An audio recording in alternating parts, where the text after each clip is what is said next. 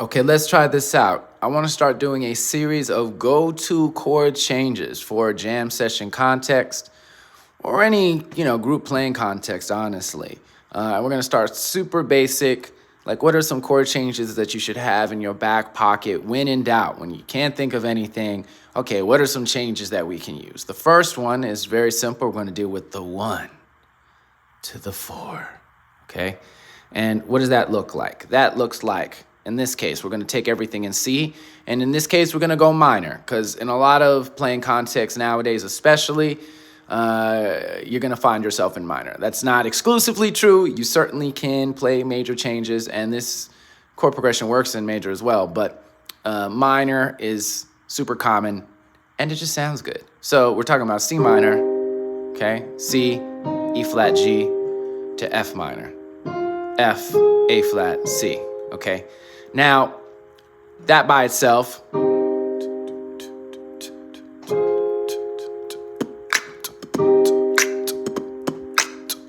okay, great, we have a song, and that works for a lot of reasons. It sits very nicely inside of the minor scale.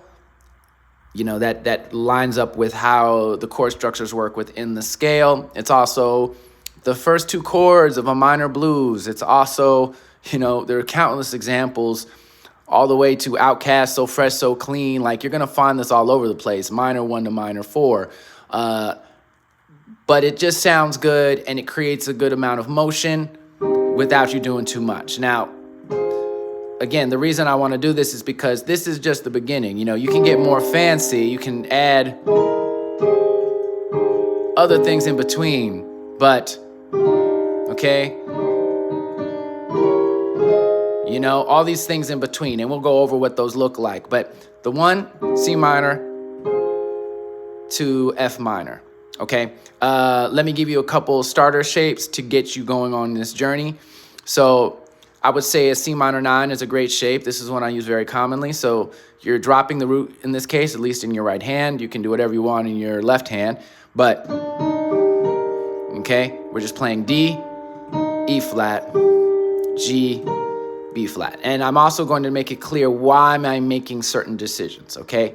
So from here, there are a couple different ways we could voice the F that could be really nice. You could just go up. I'm even just going to add a chromatic passing note. Okay? Make sure not to leave the pedal on. C. Okay, and now we're E flat from the bottom, F, A flat, C. That would be an F minor 7. You could move this note, F. You can drop the root as a pianist in most contexts and play the G instead. So E flat, G, A flat, C. So we could go C minor 9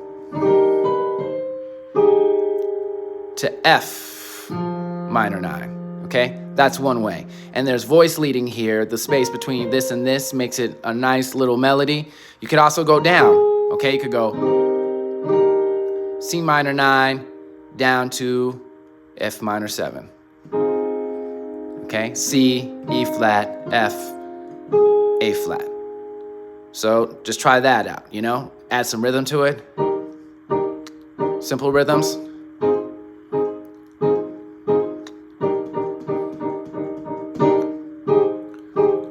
Up to that F minor 9.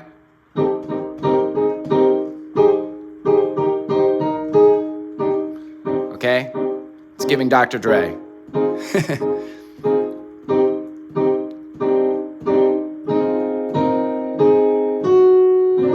Okay, now that's just a couple voicing choices is what I'm trying to say. You can also play the C minor 9 this way, E flat, G, B flat, D, put the D up top, and that leads nicely to that F minor 7 or F minor 9,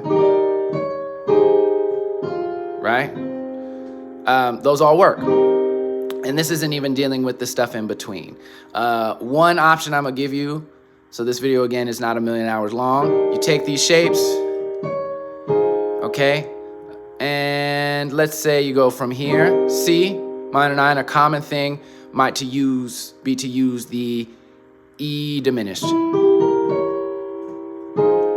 It's giving R&B, it's giving Genuine, it's giving Pony. Okay. C minor 9. Isn't that pretty? C minor 9 to that diminished E, G, B flat, D flat. Let's go to the F minor 9. Okay? Very pretty. Right? Okay, let's try these other shapes. C minor 9, just simply go down to that F minor 7. Right.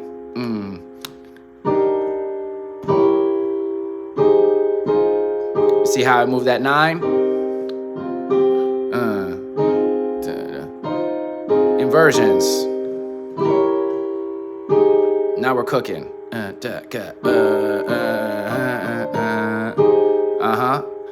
Back to the C. And to the F.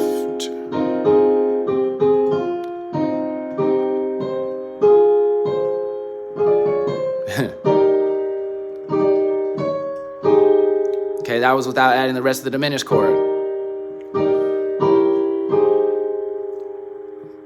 Okay, so that is good for now, I think. So just try that out. Just try and play around with C to F. And see if you can add things in between. Maybe I'll do a more advanced video where I give you some more changes to spice it up even more. But see how that goes, and we'll talk soon.